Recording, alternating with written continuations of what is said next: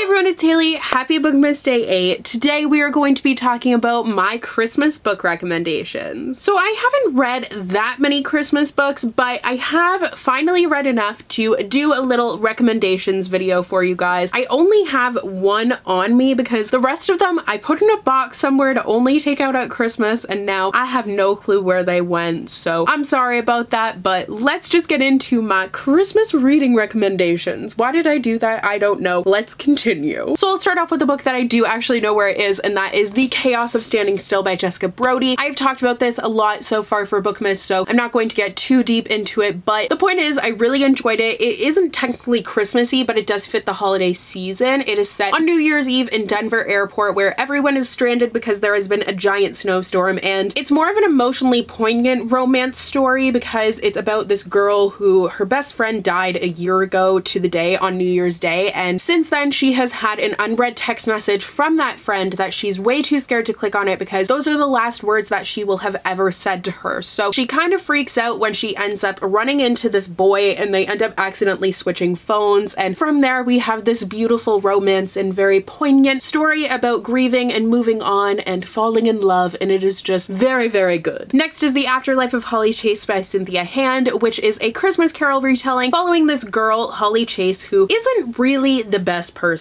She's actually kind of a shitty human, but through the course of the book, of course, she becomes the Scrooge character, and it's all about her learning the error of her ways and if she will really be able to change and become a good person. This was a really interesting retelling because it was weird, very, very weird, but an interesting concept because it's kind of like, I don't want to say dystopian, but like it's a techie sort of thing with the Christmas Carol elements to it, and it's just very unexpected and kind of hard to pinpoint down to just one genre. But while Holly Chase was a very difficult character to get behind, obviously I knew she wasn't going to be a great character because that's what Scrooge is, so because of that I was still able to enjoy the story, even though I do usually struggle with unlikable narrators. Speaking of A Christmas Carol, I think it is definitely worth it to read the original Christmas Carol story by Charles Dickens. It was such a fun book to read. I had to read it for a class one year, and I hadn't been expecting to actually read it, but I'm so glad that I did. It's super tiny, unlike any of Dickens' other stuff, so it's definitely an easy one to get into, and it is such a beautiful story. There's a reason why it's been remade so many times. It's just very, very enjoyable. Next is Let It Snow by John Green, Lauren Miracle, and Maureen Johnson. It has been so long since I've read this collection of short stories that I honestly don't even remember which one was my favorite, which ones I didn't like. I really should reread it because Christmas is kind of the time of short stories. I'm actually kind of planning on writing my own Christmas short story, and then maybe it'll become like a full-fledged mini book, but right now I have a Christmas like story in my head that hopefully I will write. But that being said, this is a collection of 3 short stories. They're not like super short, but you get all different sides of Christmas, and it really is just a fun book to read around this time of year. Next is Pride and Prejudice and Mistletoe, which read exactly like a Hallmark movie, which I don't generally enjoy, but it was still fun to read it, and it is actually becoming a Hallmark movie this year, so I predicted that last year. But I really liked the main character, the Elizabeth character, because this is a Pride and Prejudice retelling, obviously, and I like the fact that she was kind of challenging societal standards for herself and what people were expecting of her. I thought that was awesome, and it was just a really fun and cute romance. Definitely not the best book I've ever read, but like it literally does read just like a Hallmark movie, so if that's what you like, then you would definitely like this book. And my final Christmas recommendation is, of course, My True Love Gave to Me, which is a collection of 12 holiday short stories by Stephanie Perkins. Edited by Stephanie Perkins, that is. It features all sorts of different authors in there, and this is another one that I'd actually really like to reread because I don't remember how I felt about all the individual stories themselves, but I know it was a really fun and festive collection that was great for the time of year that I read it in. So those are all of my Christmas or holiday book recommendations for you guys. I know it's not a very big list, but there actually aren't that many Christmas books out there, so I did my best, especially based on the ones that I've read, but I hope this gave you some ideas for Bookmas Day 15, or actually Day 14, because if you don't follow me on Twitter and haven't seen my little chart of all the days of Bookmas, then you might not know that on December 14th, I'm going to be doing a 24-hour readathon of all the Christmas books that I have to read. I have plenty to get through, so it's going to be very helpful. And then on the 15th day of Bookmas, December 15th, that is when the vlog for that readathon will be going live. So the actual readathon and the reading will be happening on the 14th, starting at midnight, going to 11:59, whatever your time zone is if you want to join me, and then the vlog will be going up immediately the next day, so it's gonna be a very tiresome time, but hey, that's what Bookmas is. It's lots of fun, it's just exhausting. So please let me know if you are planning on participating in that 24-hour readathon, or if you have any questions about it, or what you are planning on reading. If you've read any of these books, your thoughts on them. You have a lot to let me know,